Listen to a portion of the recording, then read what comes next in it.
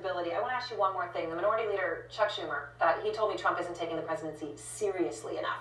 You've known Donald Trump for a long time. Obviously, in this election, you were on opposite sides, but you've known him for a long time. Do you think he's taking it seriously? Yeah, it's seriously in his own mind, right? When the Donald Trump I know, when he gets confident, he's confident. And when he's confident, he works based off his instincts. Yeah. And so I think that's what's happening. And what I think is happening behind the scenes is Donald's not a reader, he's not a learner, he doesn't dive in and get the foundational issues or elements of an issue. And so, without question in my mind, there's somebody sitting in front of him with the executive order saying, here's what we're doing, here was your promise, here's what we're going to do, here's how the people are loving it, here's why you should sign it, here's the people who complain, it'll be the mainstream media, we'll yell at them, you'll yell at them, we'll all yell at them, that'll be our excuse, please sign this. That's the way I think he's doing it right now because things are all going in his favor, in his mind.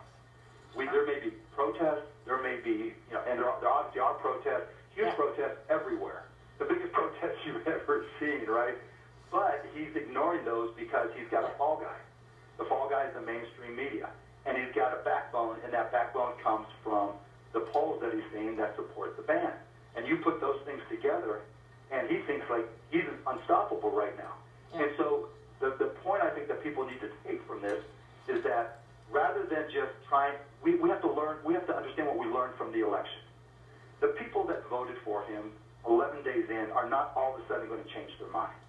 To them, it's like a spouse, you went to a wedding and you might not think one of the people is attractive, but you're saying it's the most beautiful groom or bride you've ever seen.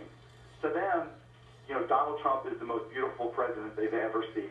And they're not going to change their mind just because someone applies what they think is strong logic. All right. It's going to take time, and we'll see what happens, and we have to understand that. And I think one last thing, I think what really could change the tenor of all this, 25% people voted against him, 23% voted for him, 52% didn't vote. What those 52% do, I think, is the most important thing that happens right now, because that's what's going to change the balance of power in all the polls, and that's what he'll listen to. It's true, and as you often do, boiling it down to a number that is so important. Thank you so much, Mark Cuban.